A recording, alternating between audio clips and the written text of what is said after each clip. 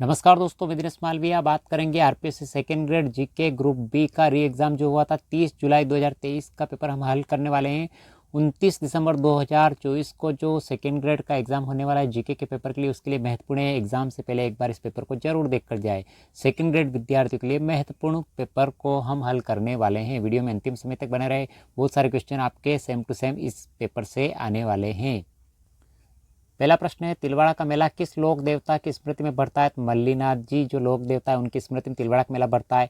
दूसरा प्रश्न है, बीकानेर के निकट संबरातल को किसने अपना कर्म स्थल बनाया? तो जाम्बोजी ने।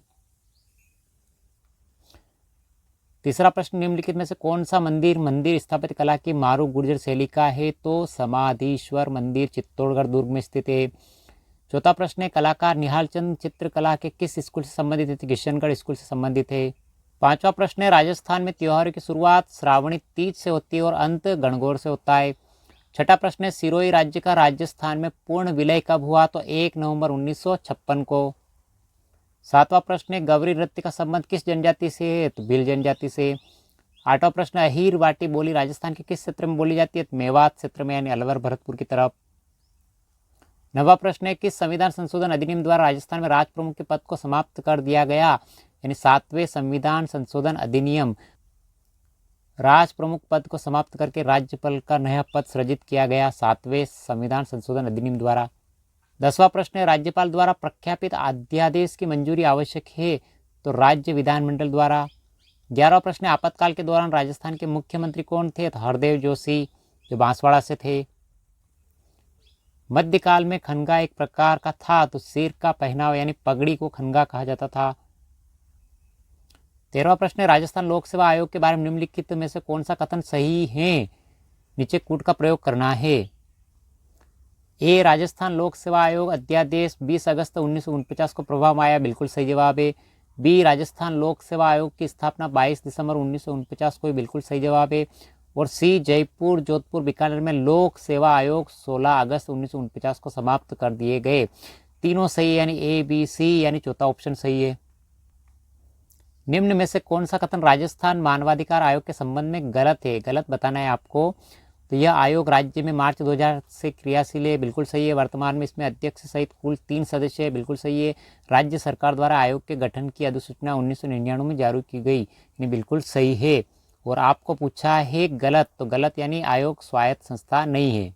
निम्नलिखित में से कौन राजस्थान के मुख्य सचिव थे जब भारतीय राष्ट्रीय कांग्रेस दिसंबर 2018 में सत्ता में आई? तो उस समय देवेंद्र भूषण गुप्ता यानी डीबी गुप्ता राजस्थान के मुख्य सचिव थे। 11वीं अनुसूची में सम्मिलित किए गए विषयों की संख्या है, तो 29 है।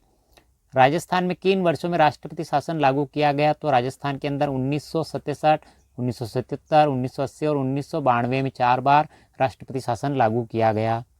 राजस्थान विधानसभा के लिए पहले आम चुनाव में कांग्रेस के बाद जिस राजनीतिक दल का सर्वाधिक स्थान प्राप्त हुआ वह था राम राज्य परिषद। हाल ही में किस राज्यसभा सदस्य को राजस्थान की राज्य स्तरीय जन अभियोग निराकरण समिति का सदस्य मनोनीत किया गया है? तो नीरज डांगी को। वर्ष 2023 में राजस्थान के मुख्यमंत्री ने राज्य के कितने शहरों में ग्रीन लंग्स विकसित करने की घोषणा की है? तो 13 शहरों में। पंचायती राज विभाग के अनुसार राजस्थान के प्रत्येक जिले में औसतन कितनी ग्राम पंचायतें हैं? तो औसतन 342 ग्राम पंचायतें हैं। मुख्यमंत्री कामधेनु पशु बीमा योजना 2023 के बारे में निम्नलिखित में से कौन सा कथन सही नहीं है? नहीं है पूछा है आपको, यानी सही नहीं है। इस योजना में 20 लाख से अधिक पशुपालकों को लाभ होने की अपेक्षा है, बिल्कुल सही है। राज्य के वर्ष 2023-24 के लिए बजट में इस योजना में व्यय करने के लिए 750 करोड़ रुपए का प्रावधान किया गया है, बिल्कुल राइट है। इस योजना के तहत प्रत्येक पशु बीमा की सीमा अधिकतम 40,000 है, बिल्कुल सही है। आपको सही नहीं पूछा है मुख्यमंत्री कामधेनु बीमा योजना के बारे में। तो एक पशुपालक जिसकी वार्षिक आय 8 लाख से अधिक है उसे इस योजना के तहत प्रत्येक पशु के लिए अधिकतम 500 रुपये प्रीमियम वर्ष देना होगा, बिल्कुल सही है। ये नहीं है, मतलब यही सही है। 26 जून 2023 को वाणिज्य भवन नई दिल्ली में आयोजित क्रेता विक्रेता गौरव सम्मान समारोह में केंद्र सरकार द्वारा राजस्थान के उद्योग एवं वाणिज्य विभाग को कौन सा पुरस्कार दिया गया? जेम एक्सीलेंस पुरस्कार दिया गया। मुख्यमंत्री चिरंजीवी स्वास्थ्य बीमा योजना के संबंध में कौन सा कथन गलत है? यानी गलत कथन आपको बताना है। तो गलत कथन। इस योजना को 1 मई 2021 से शुरू किया गया, बिल्कुल सही है। प्रत्येक परिवार को 25 लाख तक का स्वास्थ्य बीमा उपलब्ध कराया जाएगा, बिल्कुल सही है। 1 मई 2022 से पहले स्वास्थ्य बीमा राशि 5 लाख थी, बिल्कुल सही है। आपको पूछा है कौन सा कथन गलत है, तो इस योजना में पात्र परिवारों को 1998 पैकेज उपलब्ध कराए गए हैं, गलत है। ओडिशा में आयोजित 13वीं हॉकी जूनियर महिला हॉकी प्रतियोगिता में भाग लेने वाली राजस्थान महिला हॉकी टीम की कप्तान कौन थी? खुशी नागदा।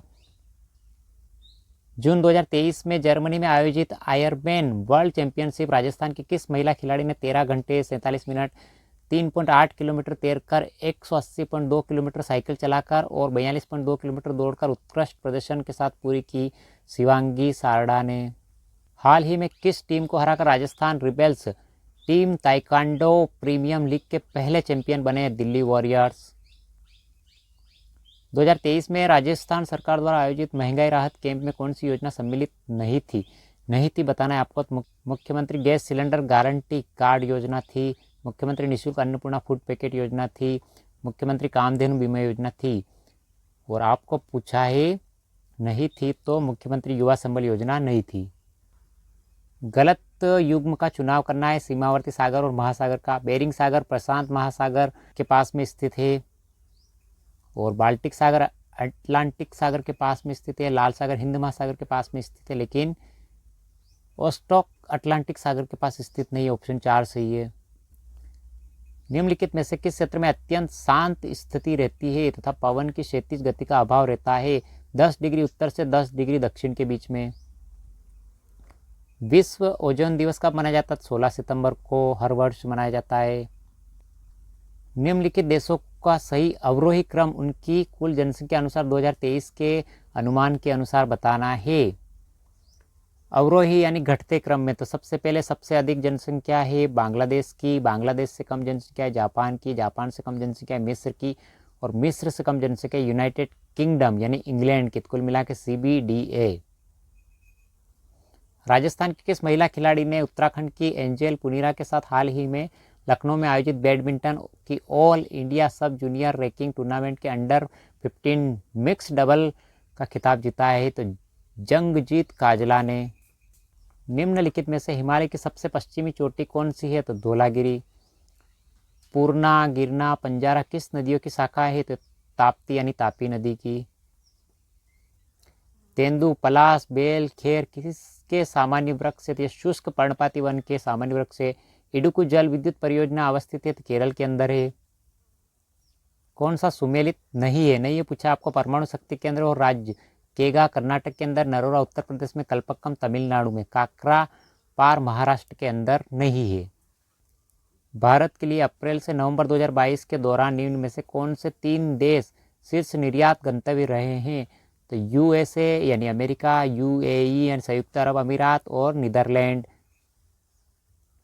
वैश्वीकरण शब्द किसने दिया? तो यह थियोडोर लेविट ने दिया। भारतीय वस्त्र उद्योग के संदर्भ निम्न में से कौन सा कथन सही है? सही कथन बताना है। कथन ए, वस्त्र उद्योग भारत में प्रत्यक्ष रूप से करीब 4.5 करोड़ लोगों को रोजगार प्रदान करता है। कथन बी, वस्त्र उद्योग की संपूर्ण मूल्य श्रृंखला के लिए आधुनिक औद्योगिक इंफ्रास्ट्रक्चर सुविधाओं के विकास के लिए सरकार ने सभी राज्यों में प्रधानमंत्री मेगा एकीकृत टेक्सटाइल रीजन व अप्रैल PM मित्र योजना पार्कों की स्थापना मंजूरी दी है। तो कथन ए बिल्कुल सही है। विश्व बैंक द्वारा वर्ष 2019 के लिए तैयार की गई कारोबार सुगमता यानी EODB रैंकिंग में भारत विश्व में किस स्थान पर रहा? 63वें स्थान पर। दुग्ध उत्पादन की दृष्टि से भारत का विश्व में कौन सा स्थान है? पहला। अंगटाट की 2022 की विश्व निवेश रिपोर्ट के अनुसार 2021 में विदेशी प्रत्यक्ष विनियोग प्राप्त करने वाली चोटी 20 मेजबान देशों में भारत का स्थान कौन सा है? 7वां। किस भारत सरकार अधिनियम के तहत भारत में संघ प्रांतीय स्वायत्तता की शुरुआत की गई? तो भारत सरकार अधिनियम 1935 के तहत। भारतीय संविधान 11वां मौलिक कर्तव्य किस वर्ष जोड़ा गया? 2002 में। उससे पहले 10 मौलिक कर्तव्य थे, 11वां 2002 में जोड़ा गया। उच्चतम न्यायालय ने निःशुल्क शिक्षा के अधिकार को निम्नलिखित में से किस अधिकार का हिस्सा बनाया है? तो जीवन का अधिकार। विभाजन के परिणाम स्वरूप पाकिस्तान के लिए एक अलग संविधान सभा की स्थापना की गई और कुछ प्रांतों के प्रतिनिधि सभा के सदस्य नहीं रहे, इसलिए विधानसभा की कुल सदस्य संख्या कम हो गई 299। भारत सरकार अधिनियम 1919 के तहत भारतीय विधान परिषद में कितने सदस्यों की नियुक्ति की जानी थी? 75। भारतीय संविधान का कौन सा अनुच्छेद अंतर्राष्ट्रीय शांति और सुरक्षा की अभिवृद्धि करता है? अनुच्छेद 51। किसी क्षेत्र को अनुसूचित क्षेत्र घोषित करने की शक्ति किसके पास है? राष्ट्रपति के पास। निम्नलिखित में से कौन सा विकल्प सही नहीं है पूछा है आपको। तो सामूहिक उत्तरदायित्व अनुच्छेद 75(3) के अंदर आता है, मंत्रियों की नियुक्ति अनुच्छेद 75(1) में, व्यक्तिगत जिम्मेदारी अनुच्छेद 75(2) में, और आपको पूछा है नहीं है तो किसी मंत्री को पद की शपथ अनुच्छेद 75(5) नहीं है। निम्नलिखित में से कौन सा विकल्प सही नहीं है, इसमें पूछा है कार्यपालिका से न्यायपालिका का पृथक्करण अनुच्छेद 50 सही है, समान नागरिकता संहिता अनुच्छेद 44 बिल्कुल सही है, ग्राम पंचायत अनुच्छेद 40 बिल्कुल सही है, और आपको पूछा है सही नहीं है तो प्रबंधन में श्रमिकों की भागीदारी अनुच्छेद 42 ये नहीं है। स्वतंत्रता से पहले दिल्ली में एशियाई संबंध सम्मेलन कब प्रारंभ हुआ? 23 मार्च 1947 को। विश्व मामलों की भारतीय परिषद की स्थापना किस वर्ष हुई? 1943 में। शीत युद्धोत्तर विश्व में किसने सभ्यताओं के टकराव का विचार दिया? सैमुअल पी हंटिंगटन ने। निम्नलिखित सूची पी को सूची आर से सम्मिलित करना है। तो AIADMK जो है इसकी स्थापना हुई थी 1972 में, BJD की स्थापना हुई थी 1997 में, INLD की स्थापना हुई थी 1999 में, और SP की स्थापना हुई थी 1992 में। कुल मिला के तीसरा ऑप्शन सही है। निम्न में से कौन सा विकल्प सही नहीं है पूछा है आपको। तो communist party of India and AITUC बिल्कुल सही है, इंडियन नेशनल कांग्रेस INTUC बिल्कुल सही है, all India forward block TUCC बिल्कुल सही है, और आपको पूछा है नहीं है तो भारतीय जनता पार्टी HMS सही नहीं है। शिक्षा मनोविज्ञान एक सकारात्मक विज्ञान है। शिक्षा मनोविज्ञान की इस प्रकृति के लिए निम्नलिखित में से कौन सा उपयुक्त कथन नहीं है, यानी कथन उपयुक्त नहीं पूछा है आपको। ये तथ्यों को जैसे वे हैं उसी तरह लेती है, बिल्कुल सही है। ये तथ्यों को जैसे वे कार्य करते हैं उसी तरह लेते हैं, बिल्कुल सही है। ये बालक के व्यवहार को जैसा है वे उसी तरह लेती है, बिल्कुल सही है। और आपको पूछा है उपयुक्त कथन नहीं है तो यह तथ्यों को तर्क और नैतिकता की दृष्टि से लेती है जैसा कि उन्हें होना चाहिए, बिल्कुल गलत है। निम्नलिखित में से कौन सा शिक्षा मनोविज्ञान के संदर्भ में कथन सही नहीं है? सही नहीं है मनोविज्ञान के सिद्धांत व परिणामों का शिक्षा के क्षेत्र में अनुप्रयोग शिक्षा मनोविज्ञान बिल्कुल सही है। शिक्षा मनोविज्ञान शैक्षिक परिस्थितियों के मनोवैज्ञानिक पक्ष का अध्ययन करता है, बिल्कुल सही है। शिक्षा मनोविज्ञान शैक्षिक विकास का क्रमबद्ध अध्ययन है, बिल्कुल सही है। और आपको पूछा है सही कथन नहीं है शिक्षा मनोविज्ञान की वह शाखा है जो केवल शिक्षण से संबंधित नहीं है। सोवियत संघ में ग्लासनोस्ट और पेरिस्ट्राइका का प्रक्रियाओं का प्रारंभ किसने किया था? तो मिखाइल गोर्बाचेव ने। अनौपचारिक वार्तालाप औपचारिक स्कूलिंग शिक्षा दोनों के द्वारा वयस्क बालकों तक उन तरीकों को पहुंचाते हैं जिससे दुनिया को उनकी संस्कृति व्याख्या करती है, प्रतिक्रिया करती है। आधारभूत अवधारणा निम्नलिखित में से किस विकासात्मक सिद्धांत की है? तो लेव वायस्कोत्स्की। ब्रोन फेयर ब्रेनर के विकास सिद्धांत के अनुसार वह स्थितियां जिसमें विद्यार्थी काफी पर्याप्त समय व्यतीत करता है, जैसे विद्यार्थी का परिवार, संगी साथी, विद्यालय, पड़ोस कहलाता है सूक्ष्म तंत्र यानी माइक्रो सिस्टम। कभी कभी क्या होता है कि इंग्लिश पढ़ने से क्वेश्चन का आंसर सही हो जाता है। बालक भाषा विकास जन्म के समय रोने की साधारण क्रिया से प्रारंभ होता है, फिर विभेदीकरण प्रारंभ होता है और बालक क्रमशः बहुत से शब्दों की शब्दावली प्राप्त कर लेता है। उपरोक्त उदाहरण निम्नलिखित में से कौन सा सिद्धांत प्रतिबंधित करता है? तो विकास सामान्य से विशिष्ट की ओर अग्रसर होता है। Development processed from general to specific. अधिगम के निर्धारक नीचे दिए गए अधिगम की प्रकृति, अभिप्रेरणा का प्रभाव है, विन्यास का प्रभाव है और अभ्यास है। इन चारों ऑप्शन बिल्कुल सही है। ऑप्शन ABCD चारों ऑप्शन राइट है। निर्मतिवादी अधिगम के लिए निम्नलिखित में से कौन से उपयुक्त परिस्थितियां है? अधिगमकर्ता के पूर्व ज्ञान पर आधारित नया अधिगम बिल्कुल सही है। अर्थपूर्ण कार्य का निर्माण करना बिल्कुल सही है। ज्ञान का सक्रिय सर्जन और व्याख्या बिल्कुल सही है। सामाजिक अंतःक्रिया को सुगम सुविधाजनक बनाना बिल्कुल सही है। यानी ABCD चारों ऑप्शन बिल्कुल सही है। मिस्टर अमित की उपलब्धि में निष्ठा और व्यक्तित्व की यह प्रकृति लक्षण उसमें जीवन भर व्याप्त रहती है। आलपोर्ट के वर्गीकरण के अनुसार लक्षण कहलाता है प्रधान यानी कार्डिनल। व्यक्तित्व आकलन की प्रक्षेपी प्रविधियों की निम्नलिखित में से कौन सी एक विशेषता नहीं है पूछा है आपको? तो अस्पष्ट विषय वस्तु सामग्री है, बहुपक्षीय यानी बहुविमीय अनुक्रिया है, स्वतंत्र अनुक्रिया है। आपको विशेषता नहीं पूछा, चेतन अनुक्रिया नहीं है। पर्यावरणीय आवश्यकता के अनुरूप व्यवहार करना कहलाता है समायोजन यानी एडजस्टमेंट। अवलोकनात्मक अधिगम प्रक्रियाओं का सही क्रम है, तो सही क्रम है सबसे पहले आपको हिंदी अगर नहीं आती तो इंग्लिश जरूर देखिए। अटेंशन आता है, अटेंशन के बाद रिटेंशन, रिटेंशन के बाद प्रोडक्शन, प्रोडक्शन के बाद मोटिवेशन। यानी अवधारणा, अटेंशन, धारणात्मक, रिटेंशन, उत्पादन, प्रोडक्शन और अभिप्रेरणा, मोटिवेशन। यानी ऑप्शन 2 इसका सही जवाब है। निम्नलिखित में से कौन सा गार्डनर के बहुबुद्धि सिद्धांत का प्रकार नहीं है? तो तार्किक गणितीय बुद्धि है, भाषाई बुद्धि है, संगीत बुद्धि है, तरल बुद्धि नहीं है यानी फ्लूइड इंटेलिजेंस नहीं है गार्डनर की। बाकर मेहदी के सृजनात्मक परीक्षण में सम्मिलित है, तो इसके अंदर 4 शाब्दिक और 3 अशाब्दिक परीक्षण सम्मिलित है। 4 वर्बल एंड 3 नॉन वर्बल सब टेस्ट। निम्नलिखित में से कौन सा जैविक प्रेरक नहीं है? जैविक प्रेरक नहीं है यानी भूख अंतर्नोद है, प्यास अंतर्नोद है, लैंगिक अंतर्नोद है, लेकिन जिज्ञासा अंतर्नोद नहीं है। और आपको पूछा है प्रेरक नहीं है तो वो जिज्ञासा अंतर्नोद। मैस्लो के सिद्धांत में अभिकल्पित उच्चतम आवश्यकता है तो आत्मसिद्धि यानी सेल्फ एक्चुअलाइजेशन। थॉर्नडाइक के बहुकारक सिद्धांत के अनुसार एक गुणधर्म विशेषता किसी कार्य की कठिनाई को संदर्भित करता है जो एक व्यक्ति हल कर सकता है, वो कहलाता है स्तर यानी लेवल। प्रतिभाशाली बालकों पर निम्नलिखित में से कौन सी विशेषता लागू नहीं होती है? जल्दबाजी, अकाल, प्रौढ़ता होती है, अपने अनुसार स्वयं आगे बढ़ना है, कुशल होने का जुनून है, लेकिन अनभिज्ञता यानी इग्नोरेंस नहीं होती है।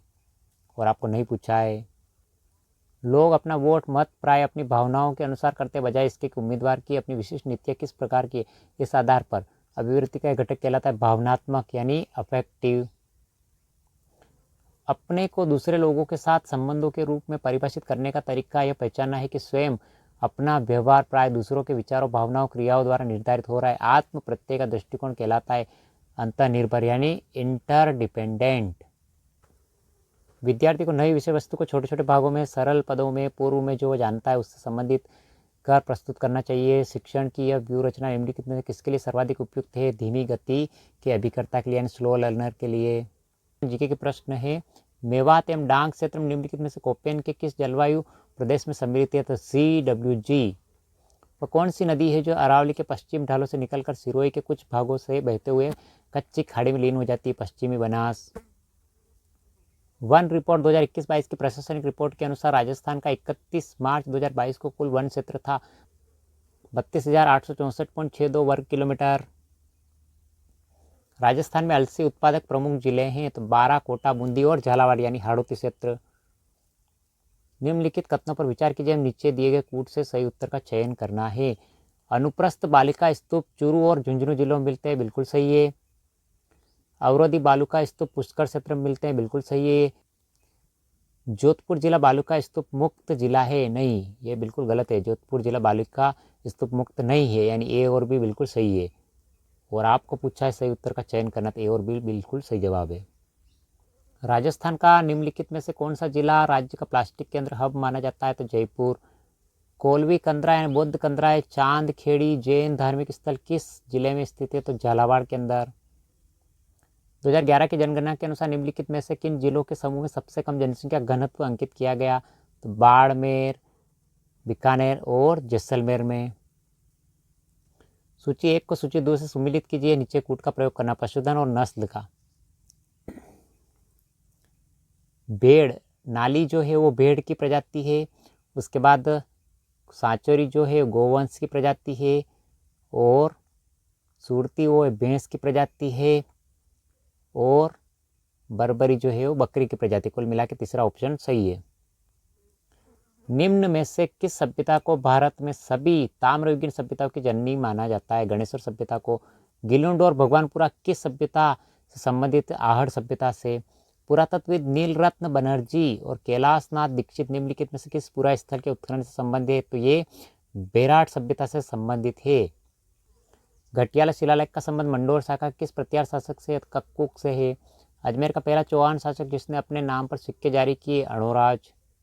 अलाउद्दीन खिलजी के राजपूत राज्य के विजय का सही कालक्रम क्या होना चाहिए? तो इसमें आरपीएससी ने सही जवाब जो माना है वो ये माना है, जबकि ये नहीं होना चाहिए। सबसे पहले 1301 में रणथंभौर होना चाहिए, लेकिन आरपीएससी ने चित्तौड़ माना है, उसके बाद रणथंभौर माना है, उसके बाद सिवाना माना है, उसके बाद जालौर माना है। जबकि इसका ऑप्शन फर्स्ट ऑप्शन 1301 में रणथंभौर होना चाहिए, उसके बाद चित्तौड़ होना चाहिए, लेकिन आरपीएससी ने ये आंसर माना है।